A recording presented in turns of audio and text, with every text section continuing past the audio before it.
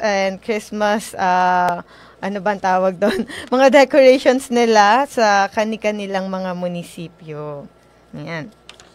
Matiin din po natin pala ulit ang Philippine Red Cross. Siyempre po, maraming salamat po muli sa ating naging bisita noong nakaraang programa. Si Ma'am Rowena Bishop, si Ma'am Weng, ang Vice Chairman po ng Philippine Red Cross Marinduque Chapter.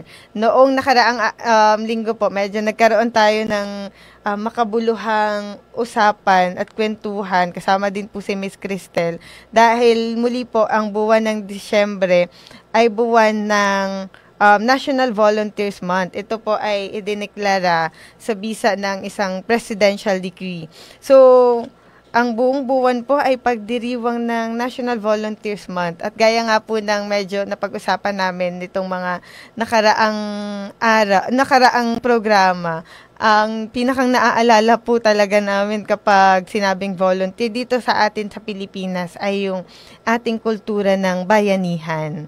So yung pag bayanihan, ang naalala ko, sinabi ko noong nakaraang programa, pag nababanggit yung bayanihan, ang naaalala talaga ang naalala ko po talaga personally ay yung nasa textbooks noong elementary pa ako na merong isang bahay na binubuhat ng mga kasama sa isang komunidad para literally na ililipat po yung bahay nila. So, yun po yung isa sa mga kultura ng ating bansa na patuloy po nating pinangangalagaan, ang kultura ng pagtutulungan at malasakit sa isa't isa, lalo na po sa isang komunidad.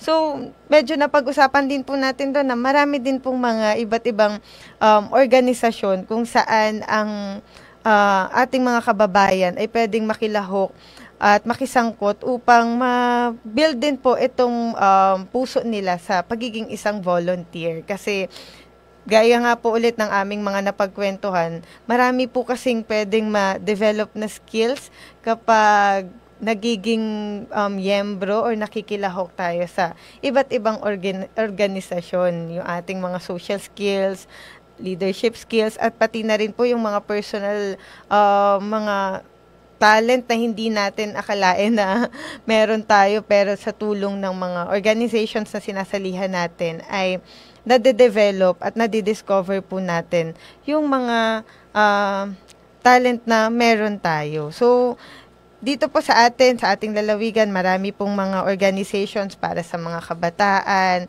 para sa mga nanay, para sa religious and non-religious organizations. Marami po tayo dito. Kung ikaw ay interested sa inline ng iyong puso, ang iyong interest sa environment, meron din po tayo tulad ng MASEC, at marami pa po tayong ibang organizations na pwedeng makisangkot ang ating mga kababayan. Ayan.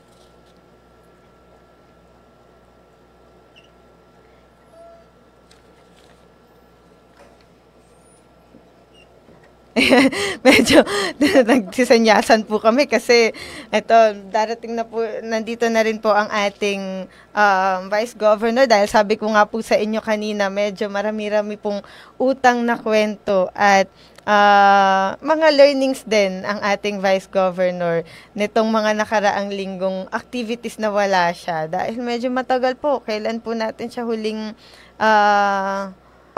parang mga 2 weeks din po. 2 weeks din po natin siyang hindi nakasama dito sa programa. Kaya hindi po pwedeng hindi niya tayo balitaan at kwentuhan kung ano ang mga naging kaganapan nitong mga nakaraang linggo. At kayon din po ang pasalubong. Ang pasalubong. Medyo po bumubulong po yung aking katabi dito. Ay, ayun po. Muli po, muli po nating ipakilala ang programa, at pagbalik po natin ay makakasama na po muli natin ang ating Vice Governor. Muli po, ito po ang The Vice Governor's Hour, ang kasanggunian ngani, ang programa ng ating Vice Governor, Vice Governor Adeline Angeles, kasama at katuwang ang 16th Sangguniang Panlalawigan. Andito na ang kasangguni sa Sangguniang Panlalawigan sa programang Kasanggunian Ngani, The Vice Governor's Hour. kasama ang ating Vice Governor Lynn Angeles tuwing Huwebes alas 10:30 hanggang alas 12 ng tanghali dito sa 104.5 radyo natin Santa Cruz. Abangan tuwing Huwebes, kasanggunian nga ni The Vice Governor's Hour.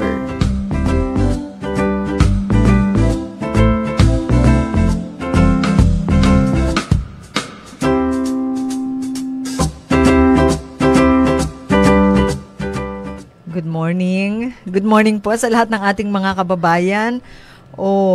Na-miss nyo po ako, no? O na hindi. Na-miss ko po kayo. Pero maraming salamat, Miss Kat and DJ Shine, sa pagpapatuloy ng ating programa for facilitating ang patuloy na pagre-report at pakikipagkwentuhan sa ating mga kababayan kahit po ang inyong lingkod ay hindi ninyo nakasama sa mga nagdaang Huwebes. Maraming salamat, Ma'am Kat. At alam po ninyo, yan si Ma'am Kat ay isa sa tinatawag na junior VG sa Sangguniang Panlalawigan, sapagkat isa ho talaga sa ating inaasahan, lalo na po kapag tayo ay wala. Pero baka naman ho masyado kayong nagkaroon na ng habit kay Miss Kat.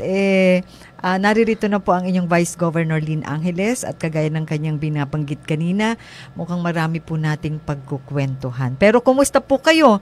Kumusta po ang ating mga kababayan na lalo na yung ating mga bagong halal na opisyal ng barangay ay pakatapos nilang manumpa, mga nag-inaugural session na, nakita ko ang mga imbitasyon sa aking tanggapan nang ako po ay dumating, bumalik pagkagaling sa isang official travel sa ibang bansa, ay napakaraming imbitasyon para sa mga inaugural activities. At binabati po natin ang lahat ng mga bago nating katuwang sa serbisyo publiko, bagong batch. Yung iba naman ho dyan ay mga dati ng kasama, mga dati ng katuwang at mga dati ng naglilingkod. Pero ito ho ay pagpapanibago ng kanilang mandato. At sa mga bagong halal po na first-timers ay welcome po sa serbisyo publiko. At ang tanggapan ho ng Vice-Gobernador ng inyong lingkod, Lynn Angeles, ay naririto lamang po para sa pakikipagtulungan po sa inyo. In whatever way na pwedeng makaagapay ang aking tanggapan, naririto lang po kami. At of course, ang pamahalaang panlalawigan sa pamumuno ng ating minamahal na Governor, Governor Presby Velasco, katuwang ang ating Congressman Lord Alan Velasco. So yun ho, Kat, mukhang ako'y inaano mo na kanina, anong tawag dito? Medyo marami ka na pong utang na Oo, may utang kwento. daw ako ng mga kwento. Tama po yun, pero thank you, binati mo ang ilan sa ating mga katuwang sa serbisyo publiko na nagdiwang ng kanilang kaarawan. At yun din hong ilan na mga nagdiwang pa ng kanilang kaarawan, lalo na ho yung mga hindi man lang natin nabati ng mga personal ng mga nagdaang linggo dahil nga po tayo ay nasa official travel. Ang lahat po kayo ay binabati natin ng isang maligayang kaarawan at Christmas na nga po, kaya po ako'y nakaberde. Mapansin po ninyo, hindi ata kita masyado sa monitor. Kita naman, parang gray o ako lang ang naduduling na ho.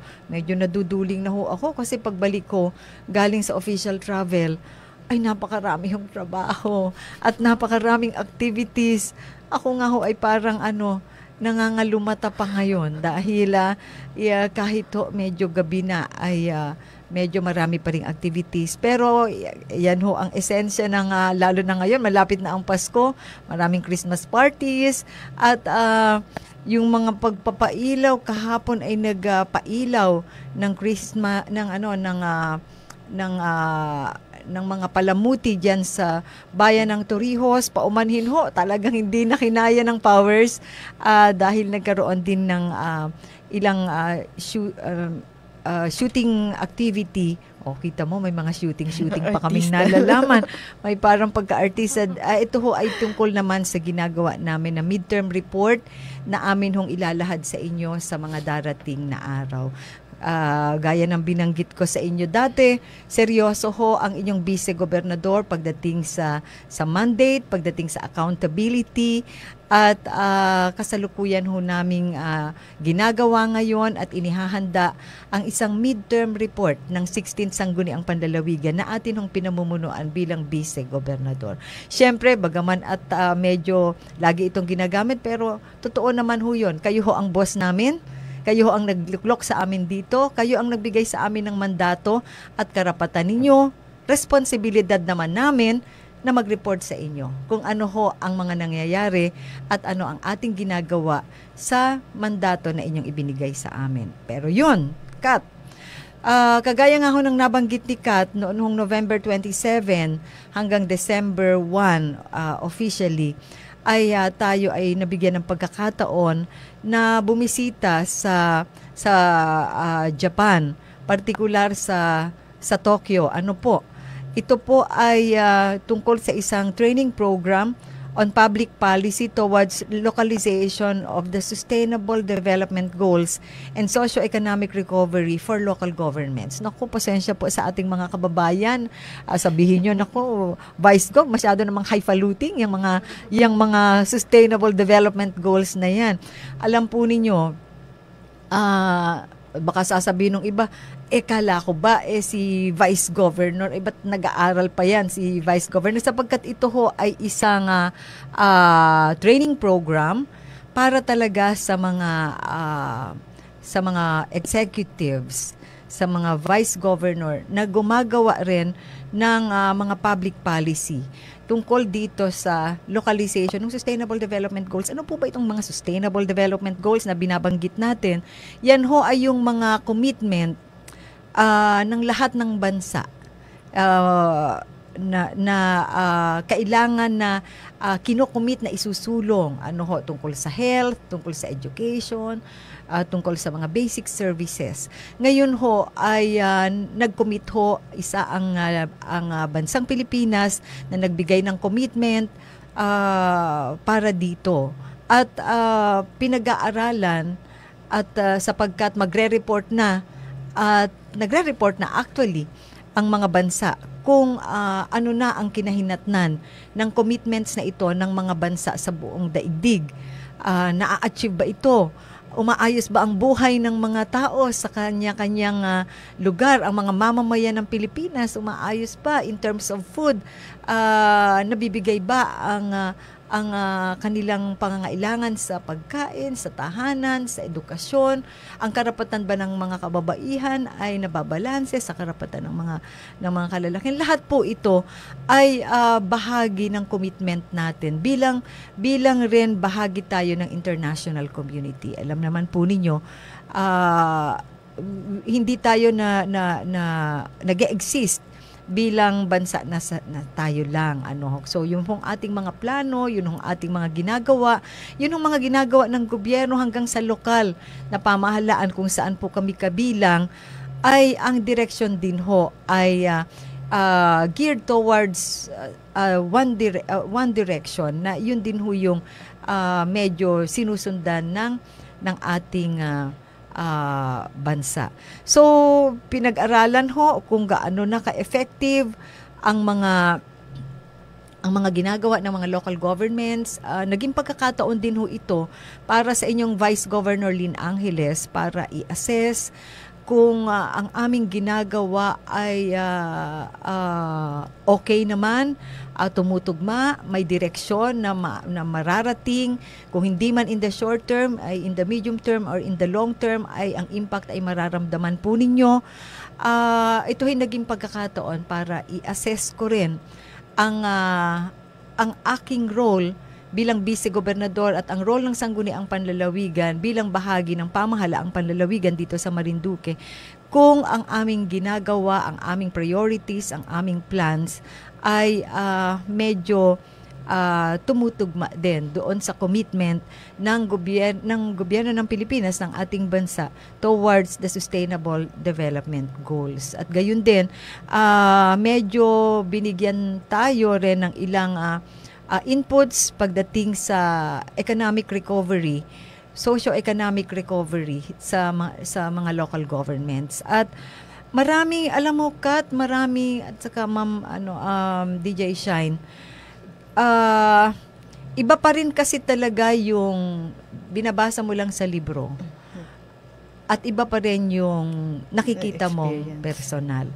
Ang training kong ito ay naging pagkakataon sa akin para matuto pa rin, dahil ang buhay naman ay laging kailangan continuous ang iyong learning para higit mong maisaayos ang iyong panunungkulan at ang iyong misyon. Iba pa rin yung kasama ko yung ilang mga vice governor din. Natuto tayo dun sa kanilang mga ibang karanasan sa kanilang lalawigan, and at the same time, yung karanasan naman sa bansang Japan. Lalo na pagdating sa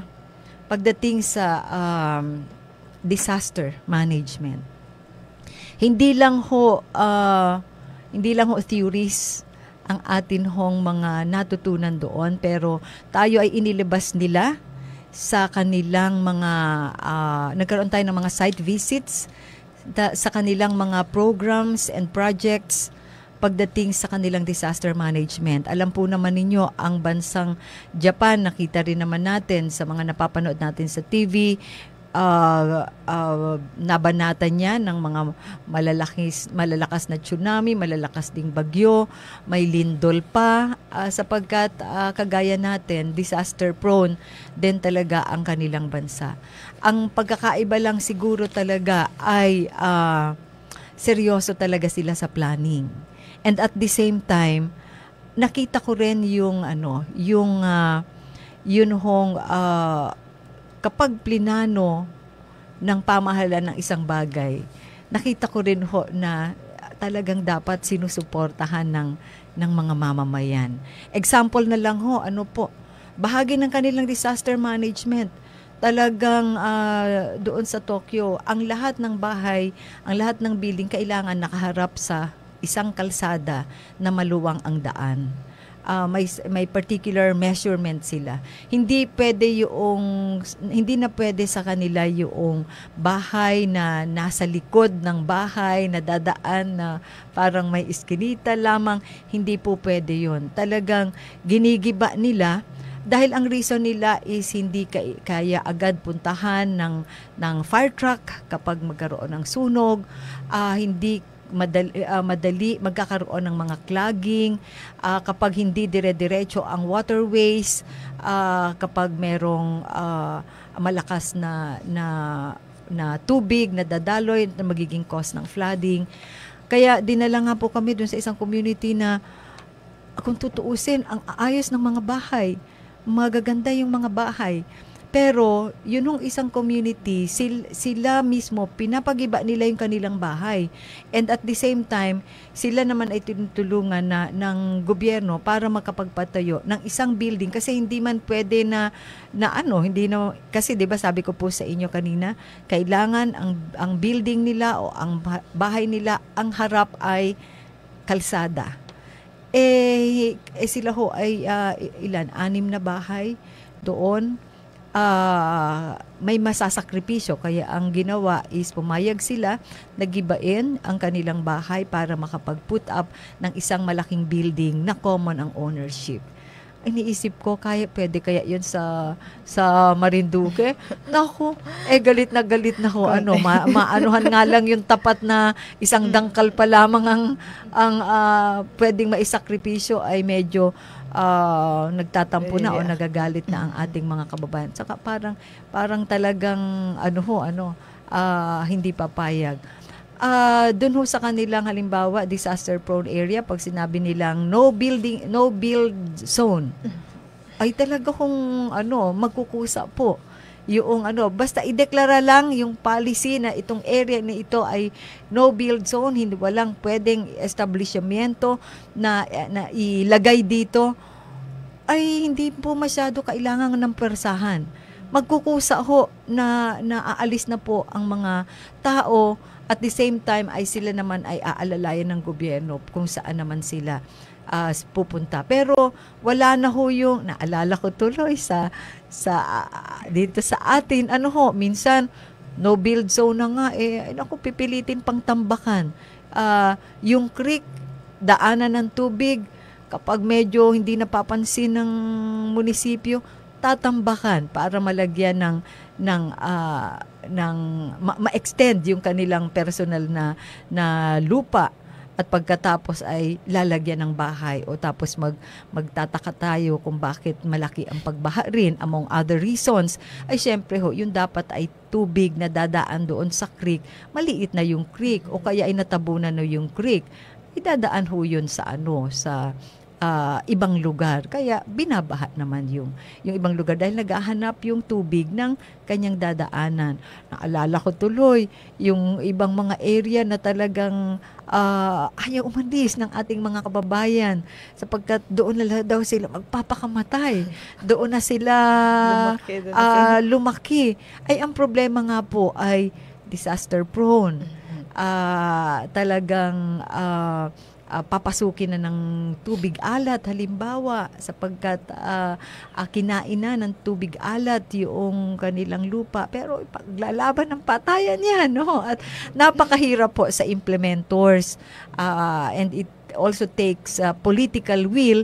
Tatakutin ka pa, pag kami pinaalis dito, hindi kayo makakatanggap ng boto dito sa susunod na eleksyon, di po ba? Kaya po ang minsan pare-pareho po tayong naghihirap. Kasi minsan din dahil sensitibo din yung mga nanunungkulan na ayaw biglain o ayaw magalit, ay di sige na lang.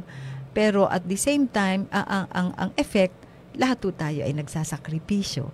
So, yun lang yung napansin ko na talagang iba talaga ang discipline ng mga Japanese. Hindi ito ang first time na nagpunta ako sa Japan, pero ito po ang first time ko sa Tokyo. Grabe ang discipline sa time. Kapag mga 2 minutes na ang train ay medyo na delay ng dating, yung pinakang kapitan na driver na parang nagte-take charge ng train, ay katakot-takot ang hingi ng paumanhin sa mga pasahero dahil na delay ng 2 hours, ng 2 minutes. 2 minutes lang Hiyang-hiya na po sila. Ay sa atin po ay kasama na po ako doon. Talaga pong minsan ay hindi tayo masyado conscious sa time. O kagaya nito, sasabihin na, oo nga po, late po kayo sa inyong programa. Ito naman hindi po sinasadya. Talaga lang hindi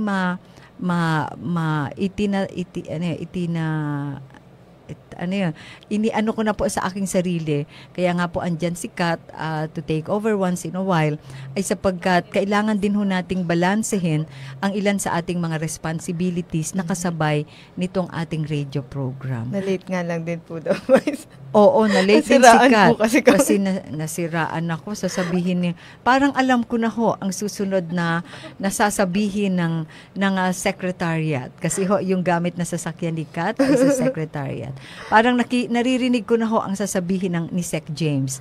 Kasi po naman talagang isa po ito sa pinakamatagal na nasasakyan sa pamahalaang panlalawigan. At nakikita naman natin yun na ang service ng secretariat sa Sangguniang Panlalawigan ay medyo lumang-luma na. Kaya tingnan natin. Ito naman hindi na kailangang hilingin kapag nakikita natin.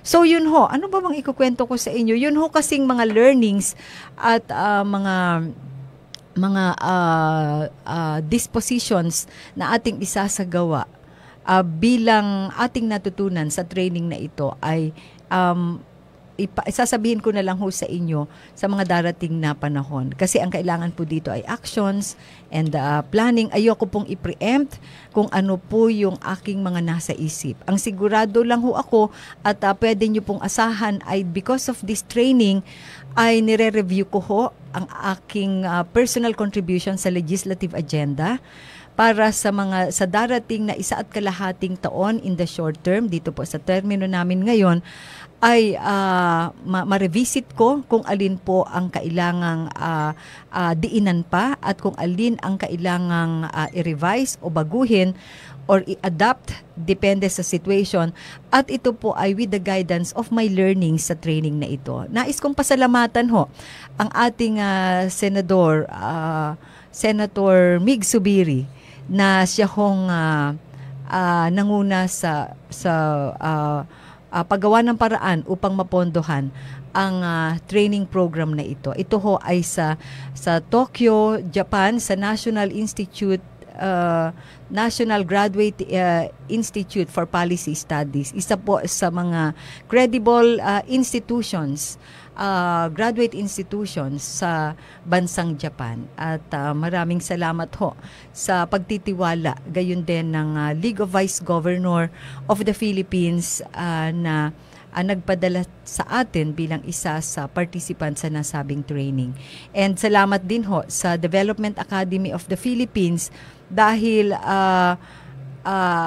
bilang kasunod ho na training nitong nangyari sa Japan ay ipinasok naman nila ako sa isang adaptive governance and innovation for local executives or agile program with the theme Course on Championing Agriculture Leadership. So tayo po ay medyo isa sa napili para mag-champion ng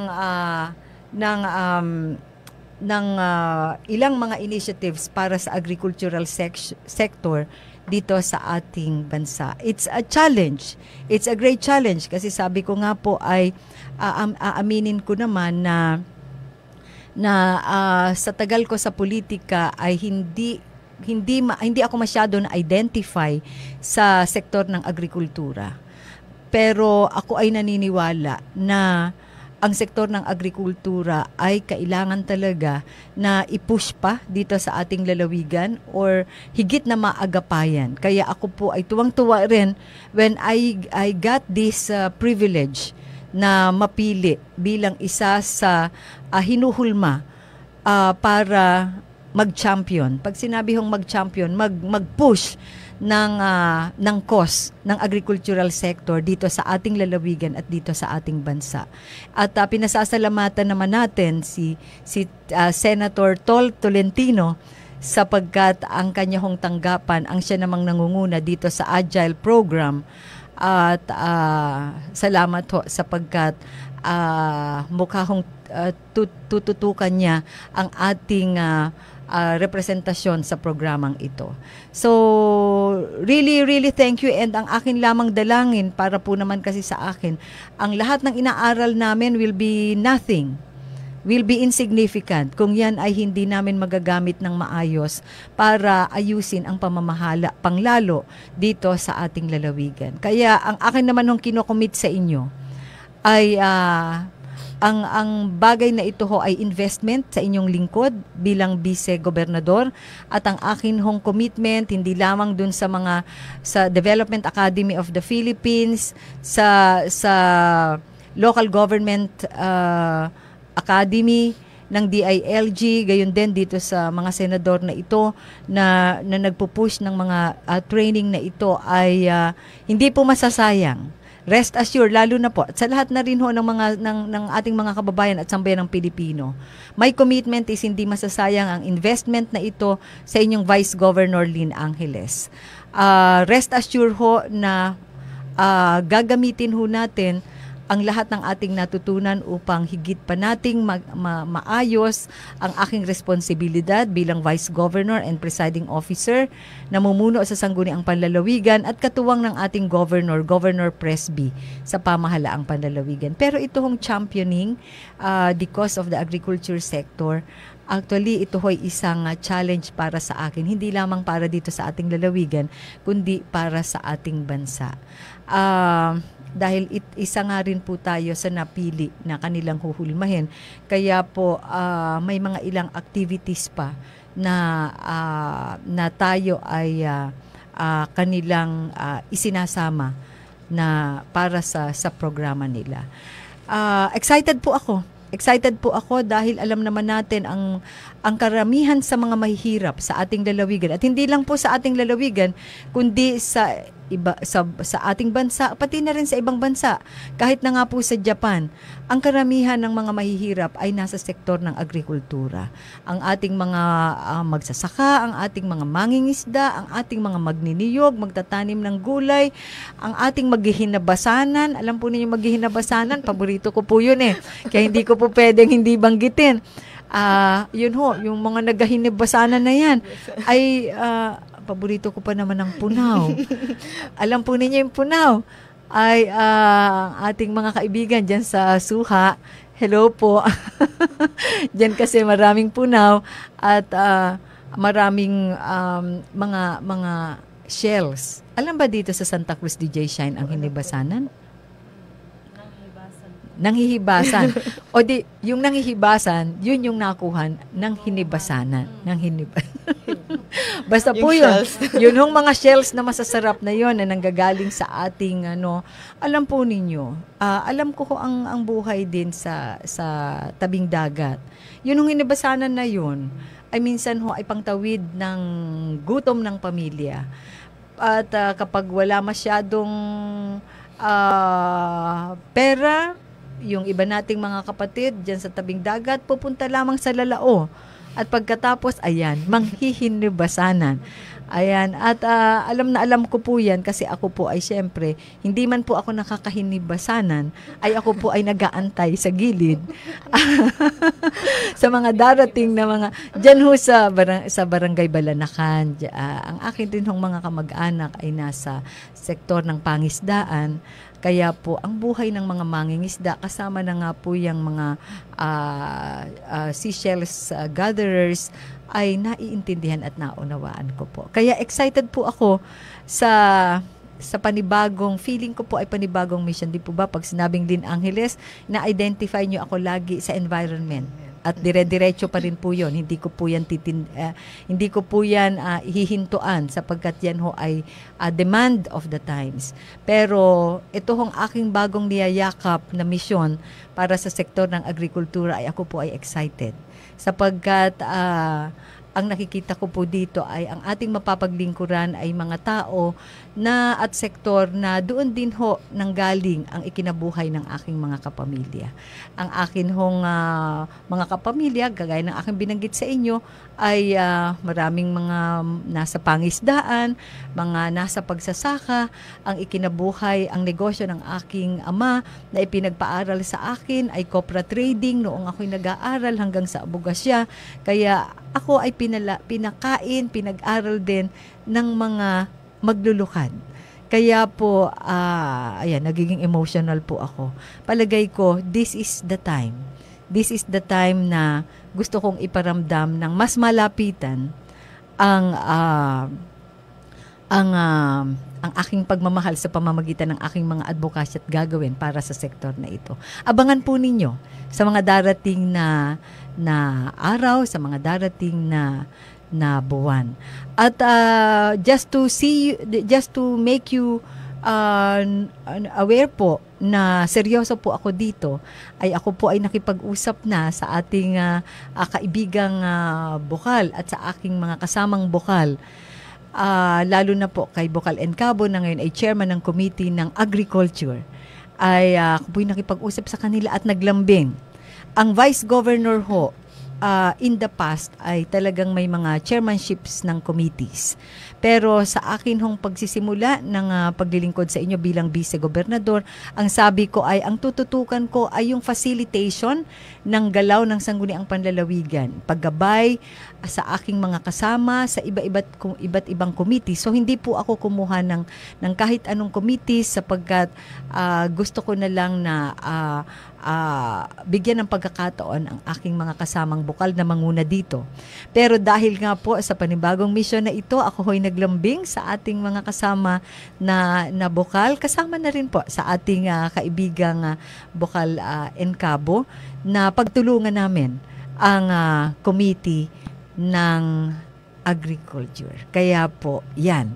Abangan po ninyo yan sa ating mga katuwang na mga magsasaka at mangingisda. We will work closely together sa mga darating na buwan. Pero balik ako Kat sa sa Japan, ano? Marami tayong, siyempre doon, Christmas na po doon, at napakalamig. Malamig na ba? Ayun. Napakalamig. Kaya po, ako po ay merong bonnet na, meron pang nakalagay sa liig, at ang akin merong ang tawag doon? Heat-tech. Heat-tech.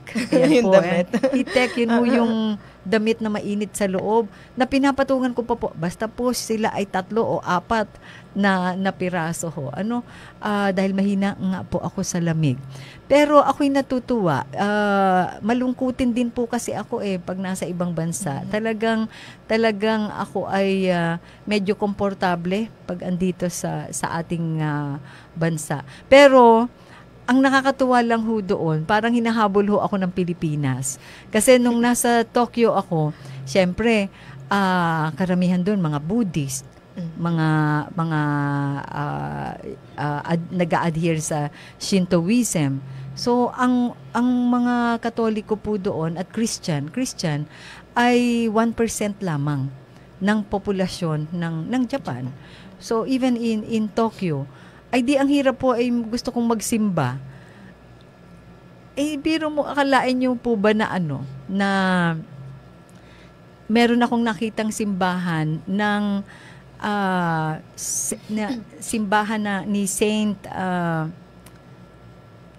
Santo Padre Francisco. Saint Francis of Assisi. Ay meron hong simbahan na walking distance lang dun ho sa hotel at saka dun ho sa aking pinag-aaralan. Ay syempre ho, pag andun si Saint Francis of Assisi, ay andun ho si Santa Clara. Kaya para lang ho akong nasa Bantauyan at nag-attend ho ako syempre ng mass doon. So, salamat sa Diyos kasi alam niyo po naman ako kahit hindi naman we don't want to sound ecclesiastic or in spite of our imperfections ay pinagsusumikapan ho talaga natin yung obligasyon yan. Kaya maraming salamat sa Diyos at tayo ay nabigyan ng pagkakataon pa rin na makapagpuri sa kanya sa Tokyo. Ikalawa ho, ay napakadami talagang Pilipino. May mga na-meet pa kayo? Marami. Kasi yung isa kong kasama na Vice Governor, nagpunta kami doon sa isang parang puntahan na sa may Grand Hyatt ng Tokyo. Nagpunta kami doon sa parang park doon. Tapos nag-iikot kami. Alam niyo po bang naiwan niya ang kanyang bag? Andun ang kanyang passport, andun ang kanyang pera, andun ang kanyang mga kung ano-ano pa ho. Kung saan na po kami nagpunta, naglipat na kami ng ibang lugar.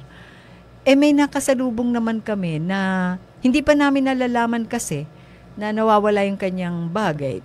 Lakwatsa, medyo teka ho, gabi po yun ha, baka sabihin po ninyo ako ay hindi pala nag-aral dun at lumakwatsa.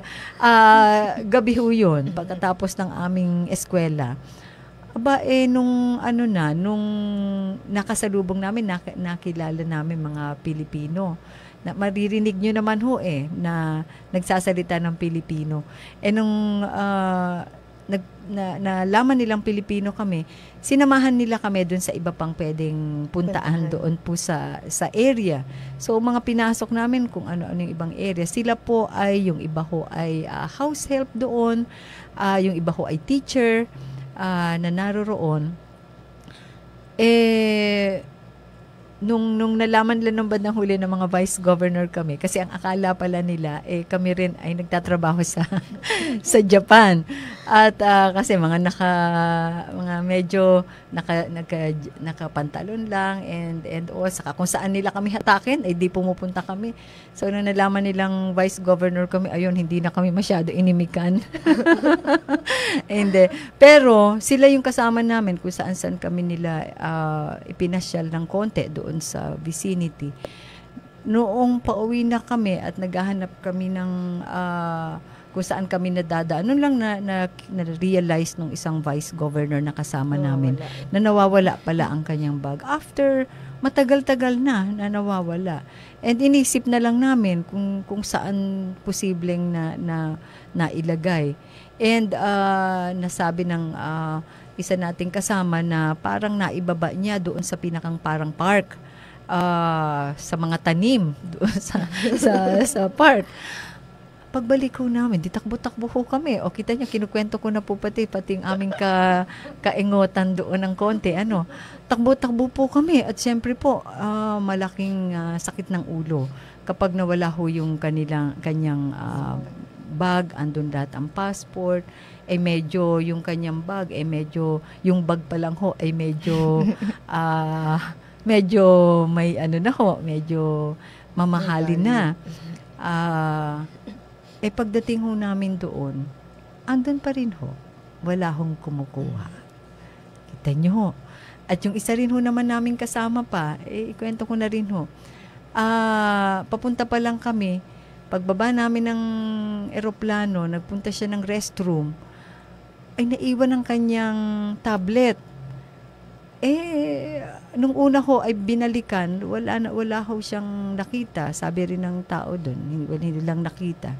So all the while, akala namin talagang di na makikita. Nung pauwi ho siya, ibinigay sa kanya sa airport. Nakita ho yung kanyang yung kanyang tablet ay kasi kulay puti. Yung tiles ay puti. So hindi agad napansin. Pero imagine niyo ho yun, after several days, bigla kang magugulat kasi ibabalik yung iyong nawawala at walang kukuha. Ganon nila ka-trusted yung mga Japanese na Japanese people. Pero may isa namang bagay na maganda na pagmamalaki natin dito sa ating bayan, sa ating bansa na problema nila. Ang malaking problema ho ng Japan ngayon ay yung matanda nilang populasyon. Ang problema nila ay wala na talaga silang mga younger, may problema sila sa younger generation nila. Kukonti na ang mga kabataan nila. Tayo ho, yung sangguniang kabataan natin aligagang-agaligaga pa nung nakaraang eleksyon. Sa kanila ho talaga ngayon ay may mga ilang syudad. Doon ho sa aming training, pinakita nila sa amin kasi yung konteksto ng Japan. May mga ilang syudad sa Japan na sa mga darating na panahon, darating na taon ay mawawala na ho sa kanilang mapa. Dahil wala hong tao.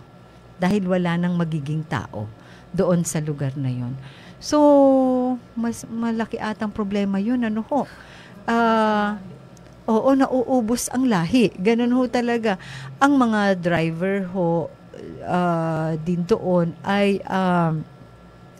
talagang medyo matatanda na. At magugulat ka naman, matatanda sila, mahaba nga lang ang buhay. Kailang konti sila. Yung kanilang mga bahay doon, ang laman lang ng bahay nila doon ay isa, dalawang tao, 3 tao. Kapag may anak pa. So parang medyo malungkot din. Nagpunta ho kami may mga doon ho sa site visits namin. May pinuntahan ho kaming community na gagawin nga ho ng housing. Isa ho 'yun sa para po bang binondo nila. Parang puro mga shops ang mga naroroon. Pero ngayon ho, wala na pong masyadong nagtitinda. Kasi ho, yung mga may-ari ng shops ay matatanda na rin, nag-iisa na sa buhay. So, kino-convert na lang nila into residence na rin. Yun, maraming bahay na isa lang ang nakatira. Hindi ko alam kung definitely, yun ho ang malaking problema nila. At maraming incentives ang binibigay ng gobyerno ng Japan para lang magdagdag ng anak yung mga kanilang mga kakaiba po. Pero marami mga Pilipino doon at nakausap po natin at nagkaroon ng meeting tayo with the Philippine ambassadress to Japan, si Ambassador Alvarez. At ikinmento naman po nila sa atin kung ano ang sitwasyon ng mga Pilipino doon. So far naman, ang mga Pilipino natin doon ay maayos naman yung kanilang, wala masyadong mga concerns, na halimbawa mga human rights concerns. Ang maraming opportunities sa Japan ngayon, yun nga lang, masyado silang strict pagdating sa pagsasalita. So, malaki, dahil nga matatanda na po ang population nila, kailangan ng mga caregivers, kailangan din ng mga nurses, pero strict yung requirements nila na dapat ay marunong magsalita ng Nihongo. Ang problema ay isa siguro sa salita yan na talagang medyo mahirap aralin. Kaya po, yung pong mga iba pumapasok doon ay nare-renew lang ang contract at parang mapopromote ka lang sa better position kung ikaw ay magaling na magsalita ng Japanese. So, isa yan sa option ng ating mga kababayan just in case they are thinking of becoming an overseas Filipino workers. At ako naman ho ay diretso ang pakikipag-usap rin sa embassy natin sa Japan para sa posibleng mga pwedeng gawin. Alam niyo po ba na sa Japan ay may mga hindi lang mga nurses, hindi lang mga caregivers, hindi lang mga house help ang kanilang nire-request na makapasok sa Japan, pati po mga farmers. Maganda rin sigurong tingnan, merong mga ilang seasonal farmers na parang hinahire sila. The same with Korea. Mga farmers for 6 months dahil wala na nga rin po silang farmers. Kung ano pala yung problema natin dito sa Pilipinas na medyo naiiwan ang sektor ng agrikultura, ganun din po sa Japan. Ganun din po sa ibang bansa. Hindi lang talaga tayo. So, ang pagkakaiba nga lang, sila ay nagko-convert into industrialized activities. Iniiwan din ang agriculture. Problema rin nila kung paano hihikayatin ang kanilang mga kabataan to love agriculture or to engage in agriculture. Kaso, sa Japan, ganun din, parang tayo, ang problema nila is yung mga younger generation din ng Japanese, ayaw na talaga sa farmlands, ayaw na sa probinsya, gusto nila ay pupunta ay sa Tokyo. Kaya maraming city ang kulang na sa populasyon sa kanila. Pero pagdating naman sa Tokyo, overpopulated. Ayan. Maraming mga inspirations na magandang na natutunan natin doon na alam kong magagamit natin. And bilang hanga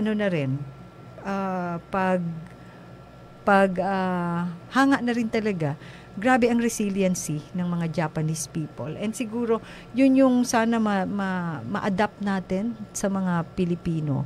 Na kapag may problema, nagkaroon ng calamity, nagkaroon ng diba, na-involve pa rin sila sa giyera. Ang bilis nilang bumangon. Mabilis silang bumangon. Hindi sila masyado nag-uusap ng katakot-takot na sentimiento de patatas. Pagkatapos ng challenging situation, kumbaga, regrouped agad sila, revisit ulit ng plano, then action. Naalala ko, minsan, yun ang tingin ko kulang sa atin. O kapag may bagyo, may disaster, ang laki ng nauubos na oras pati kahit sa Facebook, sa pagdedemand. Kailan na nakabigay na baga ng ayuda? Ay bakit wala pa sa amin? Sana all. Naku, sa Japan ho, hindi nila gusto yung sana all. Kapag sila ay medyo nabibigyan o nakalista sa social services, sila ay nakatungo. Dahil feeling nila sila ay pabigat sa kanilang bayan at ayaw nilang mailista na mabibigyan ng ganon. Kaya po, sabi ko ay kaya mabilis makabangon yung Japan sa lahat ng pagsubok na dinadanas din nila. Siguro maganda rin ho yun na tingnan din natin bilang Pilipino. But of course, siyempre tayo namang mga Pilipino, may sarili din tayong strength. Nawala sila. And we could capitalize also on those strength para ayusin din ang ating bayan, ang ating bansa. And nakikita ko naman, pagdating sa mga strengths, hindi po tayo rin huli. So, kaya I'm still proud of being Filipino. Yun ho. At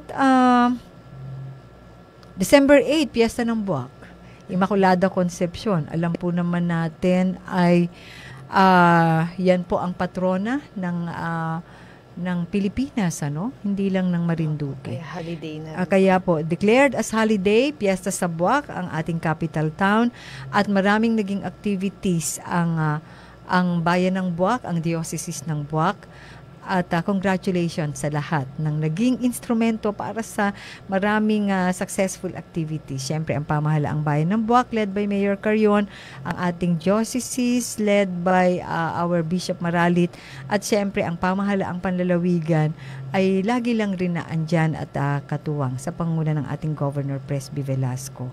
So, yun. At, pero tayo ay nag-post tayo sa ating Facebook.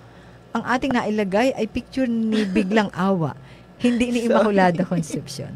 Ayun ho, medyo na-confused na ho. But anyway, it's still the same. We're referring to Mama Mary, the Mother of Christ and our Mother too, for the Catholic. With due respect, syempre, sa ating mga kababayan na may ibang paniniwala. At yun ho, December 9, Family Day, dyan sa Bugnuyan National High School. Salamat sa imbitasyon. Sa lahat ho ng nag-iimbita, mga Christmas parties, Family Day, at marami pa pong iba. Paumanhin ho, kung minsan ay nakakapagpadala na lang ako ng representative, nagkakataon ho talagang sabay-sabay at medyo hindi talaga kinakaya minsan ng powers natin. But rest assured na ang akin pong dalangin ay nawa sa lahat ho ng ating mga ginagawa ngayon in celebration ng birthday ng ating Panginoon, lalo na in celebration of the Christmas, of the Yuletide season, ay sana ay it's meaningful. Nag-e-enjoy kayo, masaya kayo, pero lagi nating tatandaan, hindi pwedeng limitahan ng something material ang celebration natin ng Kapaskuhan. Because, sabi nga ni Kat kanina, the essence of Christmas is love na unang ipinakita sa atin ng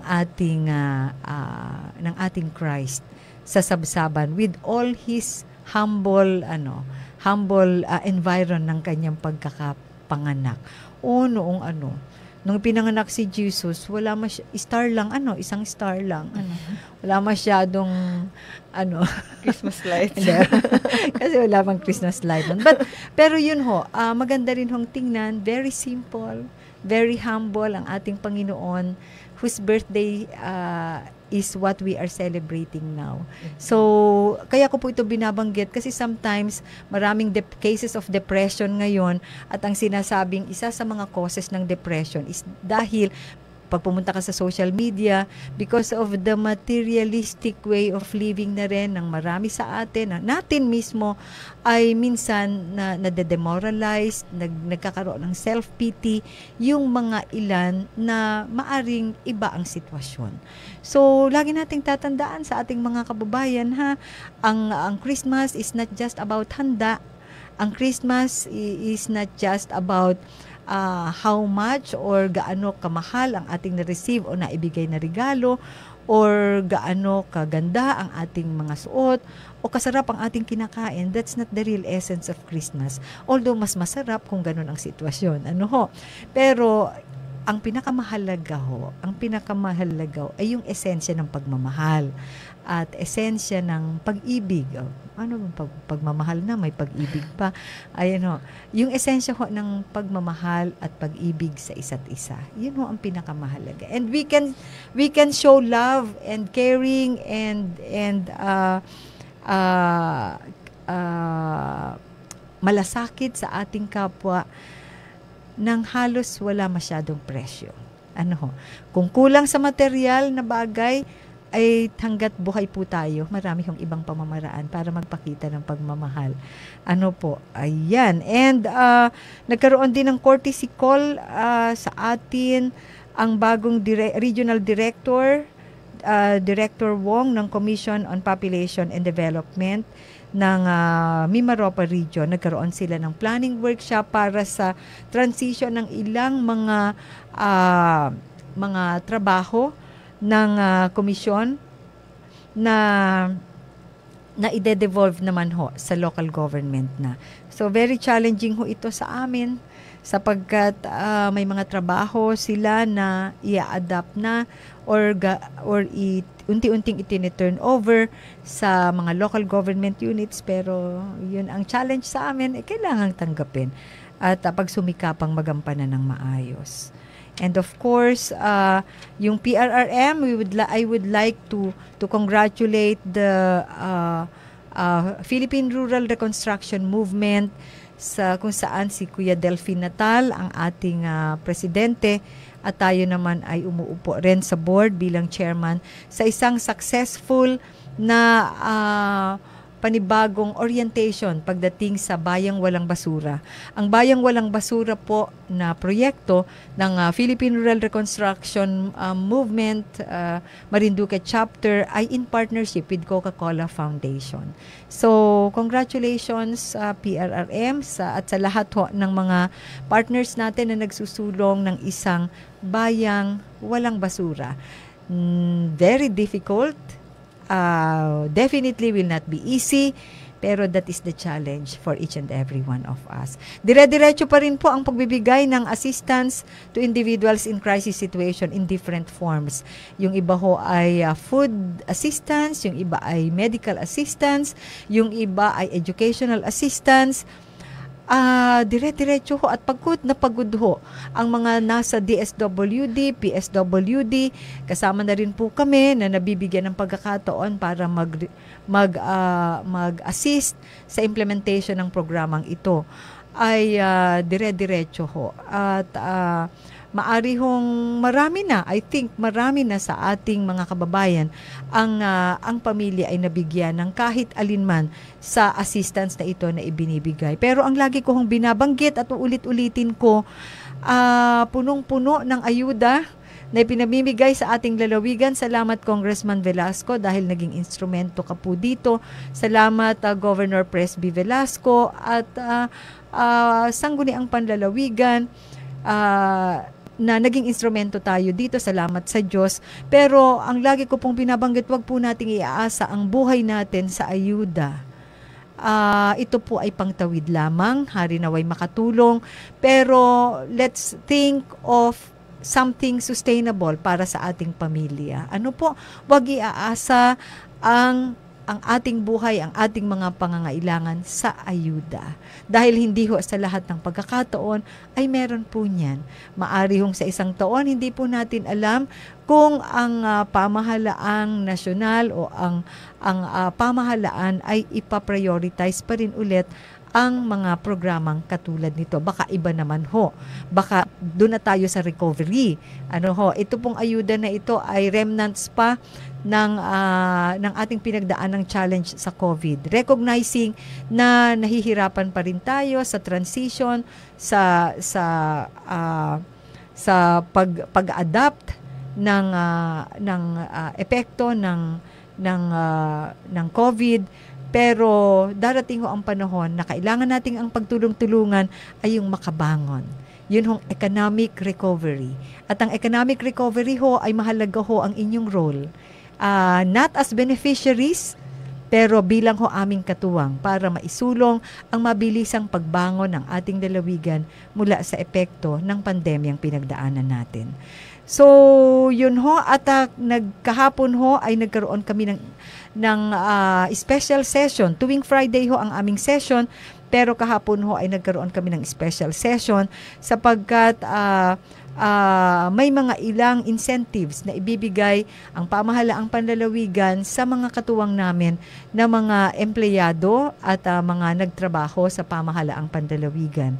Ito naman ho ay pamamaraan din namin ng pagkilala at pasasalamat sa lahat ho ng mga naitulong nila bilang aming katuwang. Oy, parang sikat, parang umingiti-ngiti ho. Pinag-uusapan ho kasi ang incentives. At ito naman ho ay galing sa savings ng iba't ibang departamento ng pamahalaang panlalawigan. Savings mula sa personal services at ilan ay savings mula sa MOOE accounts ng bawat departamento.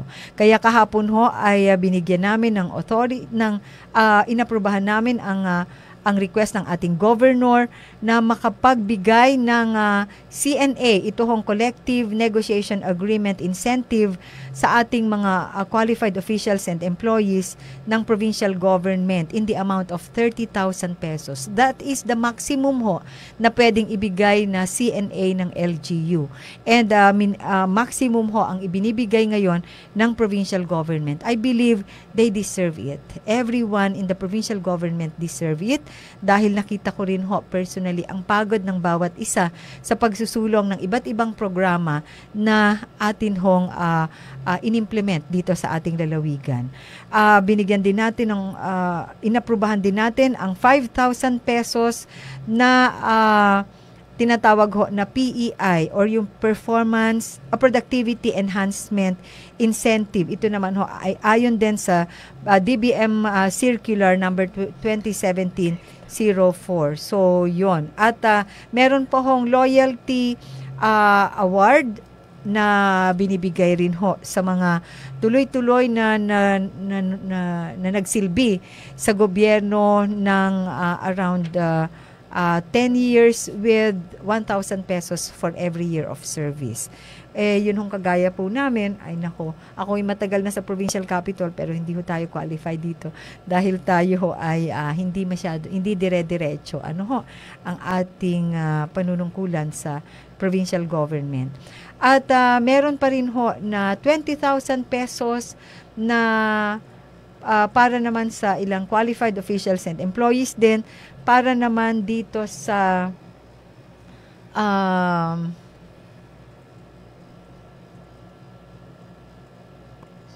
SRI, Service Recognition Incentive.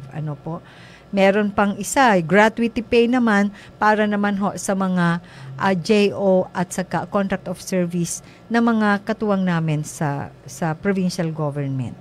Yun, so medyo masaya-saya, I think, naman ang ating mga katuwang na empleyado at saka JO at COS provincial government dahil sila ay may matatanggap na ilang insentibo mula sa pamahalaang panlalawigan ngayong Kapaskuhan.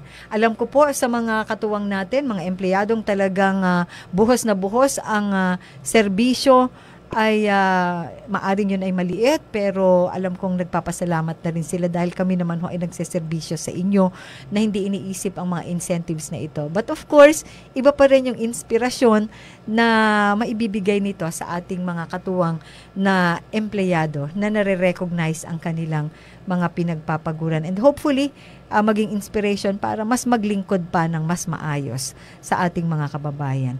At dahil nagbigay rin ho tayo ng grant sa mga NGOs and civil society organizations na accredited ng Sangguniang Panlalawigan, ay binigyan natin ng authority ang ating Governor Presbitero Velasco na mag-enter into Memorandum of Agreement doon ho sa mga concerned NGOs and civil society organizations na mabibigyan ng grant. Ayun ho. At meron din hong isang resolution na inaprubahan namin para naman sa electricity ito ng pamahalaang panlalawigan. Yun ho. At Yun so far ang ilan sa mga atin hong pinagkakaabalahan ngayon. Bukas ho ay regular session ng Sangguniang Panlalawigan at marami ho tayong inihahabol na mga dapat aprubahan na mga legislative measures. Kapag ho naaprubahan na, ire-report ko po sa inyo. Ayoko po munang i-preempt at ang gusto kong ire-report po sa inyo ay yung mga aprobado na at i-implement na ho anytime sa ating sa ating lalawigan. Yun ho at kanina binanggit ni Kat na ang Disyembre ay Volunteers Month. Tama ba?